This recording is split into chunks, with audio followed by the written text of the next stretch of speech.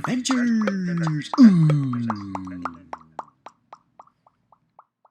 It's been a while since we messed with this old beast. This thing is like gigantic. So it's been sitting around collecting dust. And you check out my other videos of driving this around the block and such. Yeah, look at all that. Ooh, all that dust. So I figure I'm going to upgrade some things on this. It's pretty much just a stock 21st century tank. And so what I did is I purchased one of these here Heng systems. I wasn't going to go anything fancy. So I got the Heng 7.0 to start us out with. And I'm not sure if it's going to work. We're going to try it though. Simply because, you know, I don't know if it's going to burn out or not with this behemoth. This is for like a 16th scale. What's this? A 1/9 scale? It's ridiculous. This thing's ridiculously heavy. It sits and collects dust because it's so damn big. I mean, it can't do, you know, with the old controller, it's got one speed, you know, slow and then stop, and that's about it. So I figure just upgrade some of the electronics in it, see if we can get like a real, like a very good analog controller in here for the speed. This thing is as brittle as eggshells. Every time I take it out, it breaks. But, you know, I still have it. I don't know if I should mess with it or not, but heck, why not? Let's just see what happens, right? And, you know, here's the old controller here. You know, it was great. It was all fine and dandy, but, you know, it's getting a little long in the tooth. It doesn't even shoot the rockets anymore. That broke. I mean, the plastic that they used on these tanks is just insanely cheap. And this thing has always just been a beast of brittleness. But, yeah, we're going to fix it up. See if we can update this, see if that actually works. And if not, what's the worst going to happen? I sell it for parts. So let's just see how this project goes. Oh. This thing is just beastly big, you know. It's taking up half my workshop here. Basic wires, chintzy circuit board. You know, this is this controls the turret. There's extra things in the turret. We'll get to that later. But probably the biggest obstacle, because I know that this is going to run the turret and everything. That's just simple motors and such. But this, which is what I'm curious, these motors are huge. If this can power that. Right now it's just got these on-off relays, and it's got to be pulling a lot of current. So the first phase of this is to wire this to the motors, and that's it. And just to see if the chassis will roll around and if it can bear the weight of that tank. I'm gonna put this on a scale, but I guess maybe I should at some point. But this thing is ungoshly heavy, you know. And that's the complexity of electronics in here, is just these freaking relays. It's like click, click, click, click. But so we'll see what happens. We'll see if we overheat these. What are these? Probably MOSFETs on there, or just, you know, just power transistors to vary the speed. We'll see how hot those are going to get. We might have to put heat sinks on them or something. Or, well, let's just see what happens. Oh. So I got these speed connectors. Bullet splice, I guess they call them. All the bullet splices will fit right into the Heng connectors we got here. So we got the two power ends, and this is motor 1, motor 2. Let's just hook them up. So I'm going to cut these off the circuit board. So,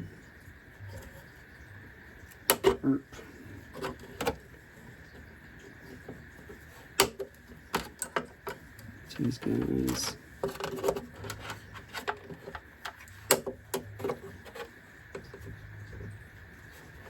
I'll leave a little bit on the board so I can tell what they were.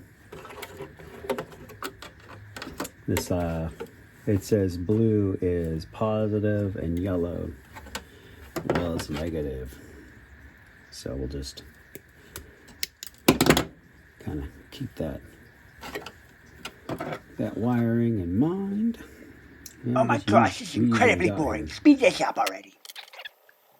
Yeah, so I'm just connecting up the wires to the motors, motor connectors on that TK-7.0 controller. Not too difficult here. Just, motor has a positive and a negative, and the controller's named Motor 1, Motor 2 with a positive and negative. I guess you could fall off a log easier if you tried, maybe. But, yeah. Put some connectors on there, bada bing, bada bang. Alright, so got the two motors hooked up. So now we need some battery power. For now, I think I'm just gonna wire up the battery. I have the big old 12-volt battery here. Bada bing! And this is just gonna go plug it directly in here, like so. Ooh, we gotta cover this up so it don't blow up. Alright, so took the old electronics out. I'm gonna put it in later. That's the old stuff. Okay, and I wired in. I wired in the controller. Took a little bit to figure out, which wire went where on the different motor, but mix and match. It's either going to go forward or backwards, right? Left or right. One thing I found right away is to hook up the speaker, because then you can figure out what's going on, because the speaker's going to let you know when the dang thing's running. So for a while I couldn't figure it out. Hooked up the speaker and was able to figure out how to get it running. Short these two out here. That's just where the switch goes, and that turns the power on. Got my battery pack. I'm using a 12 volt since these are 12 volt motors. And let's fire it up. Turn the controller on. Controller makes a beep. And this took a while to figure out because I never had one of these before. But the lock button here is what turns it on. And I'm going to turn that volume down. Maybe just a little bit so you can hear me. So I was like, oh yeah, great start. The motor fired up. And it'll get quite loud using the speaker that's already in your Century 21 tank. Just figure reuse your old stuff. You can kind of hear it. Right? We'll turn that down a little bit. So just confirming that it will drive these motors. This is forward. You get varying speeds.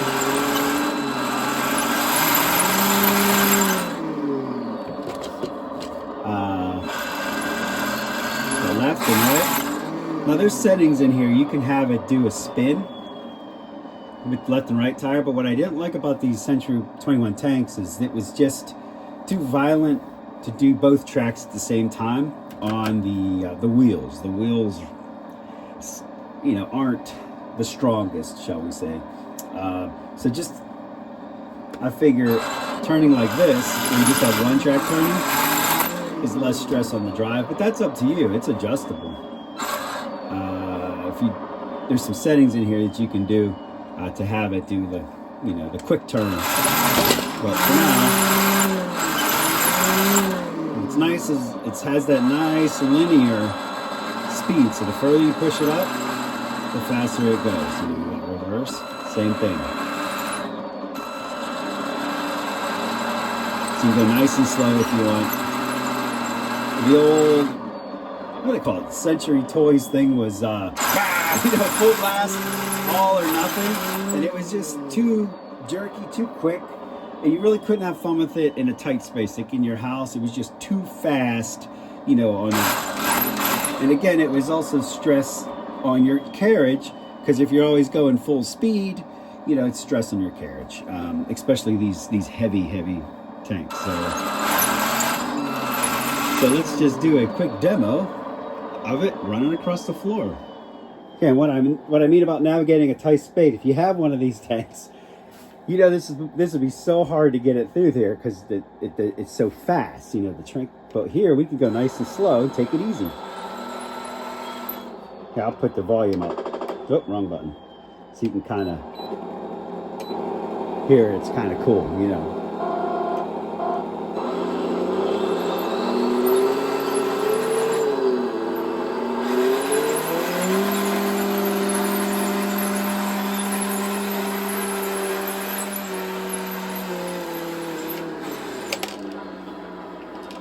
Pretty cool, huh?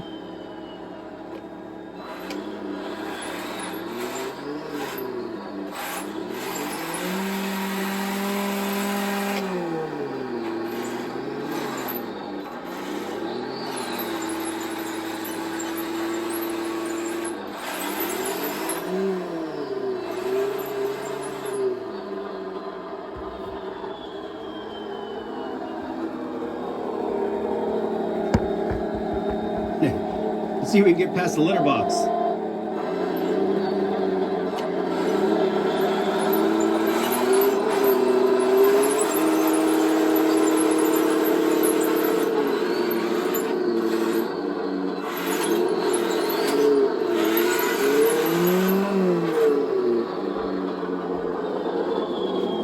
See if we can make it into the other room.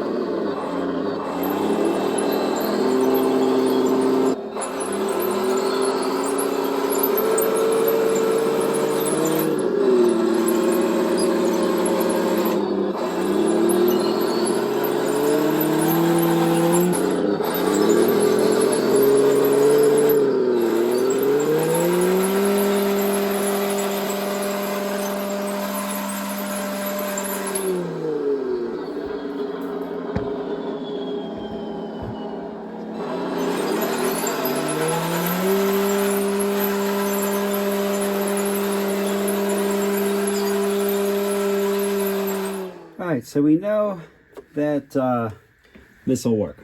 Now as far as it handling the voltage, these are pretty warm. Not getting burnt, but they're pretty warm. And these are meant, like I said, for a 1/16 inch tank. And this is obviously I think it's 1/9 scale. So what I'm going to do is these are the main drive transistors on there. So what I did is I ordered a fan, and I'm going to modify this case. I'm going to place a fan on there just to keep it cool. It does get warm, but it's not like burning up.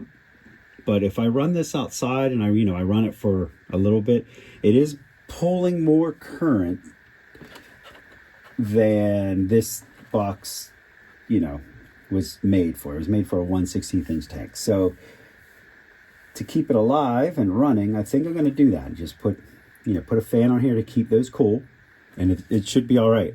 But I'll run some tests, see if it's getting too hot. But so far, it's working great. That was the main thing. If it can drive the drive motors in this, and apparently it can. So, good stuff.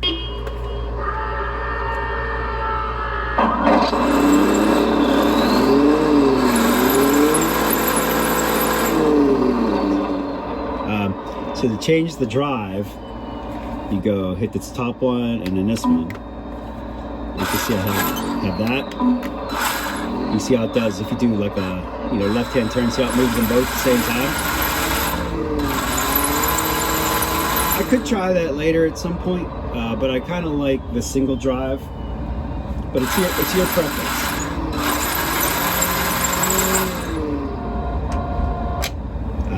Hey, good times. And I'm pretty confident the turret's going to work. And probably half the other things. We'll hook up some LEDs and have a whole bunch of fun with this. Yay! Smell you later.